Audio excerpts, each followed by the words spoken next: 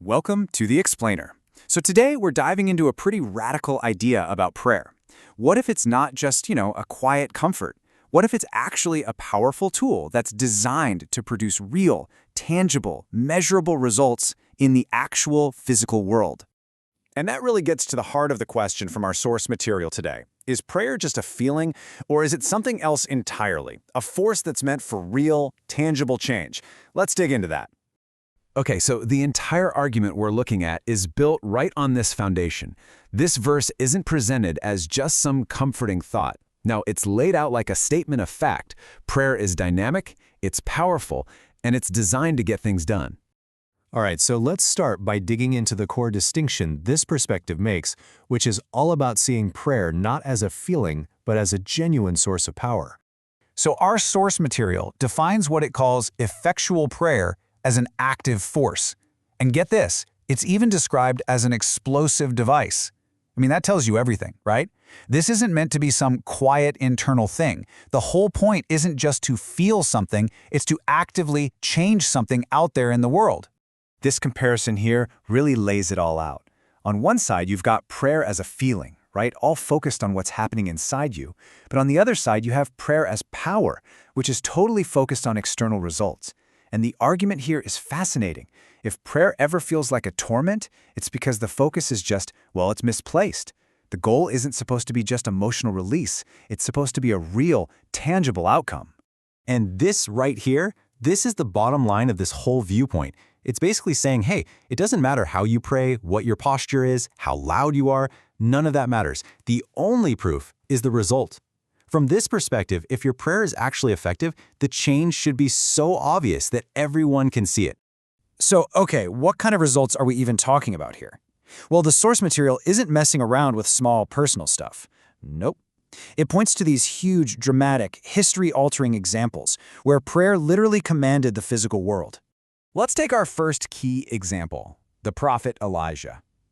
What the source really hammers home is that he was just a man, He had the same human limitations as any of us, and yet, his prayer had this incredible, world-changing effect.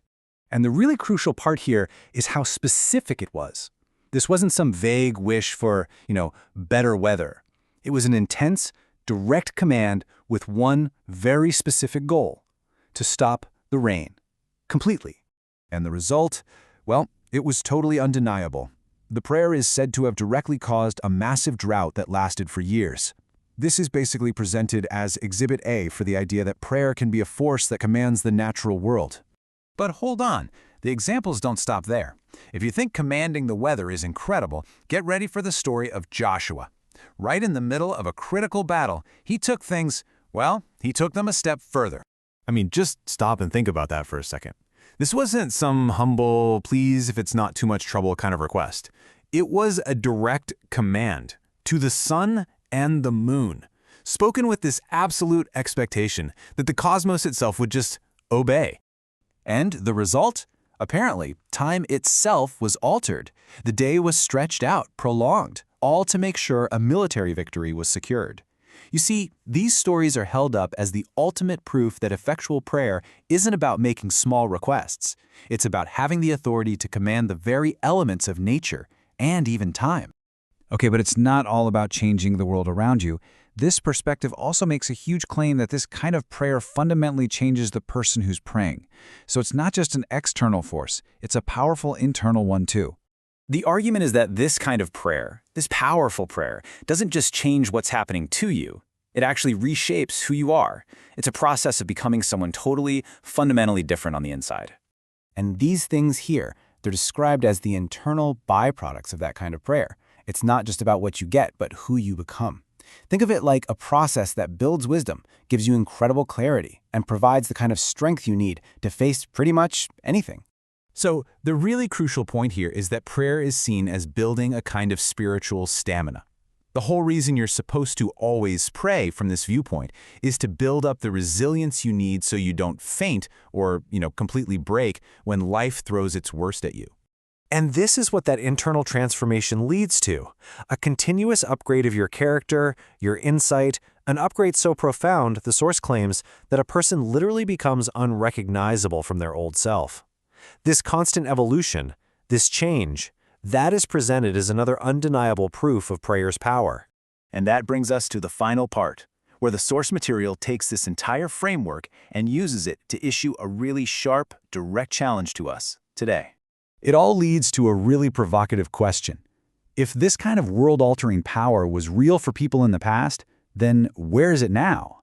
The speaker is basically calling for a shift, a move beyond just emotional experiences and toward demanding actual, tangible proof. And wow, this quote really gets to the passionate heart of the message, doesn't it? It's a demand for results, not just talk. The speaker is asking, what's the point of these massive gatherings if all we have to show for it are pictures? Where are the real, dramatic, life-altering results that were seen in the past? It's a powerful call for substance over spectacle. And that's really why this all matters. This viewpoint completely reframes a spiritual practice. It's no longer a passive comfort, it's an active responsibility. According to this view, prayer isn't the goal itself. No, prayer is the tool you're supposed to use to transform yourself and the world. And so we're left with a really challenging final thought from this perspective. If prayer is truly this dynamic force for change, then maybe the ultimate question isn't just if we're praying, but what exactly are we building or maybe even breaking when we do?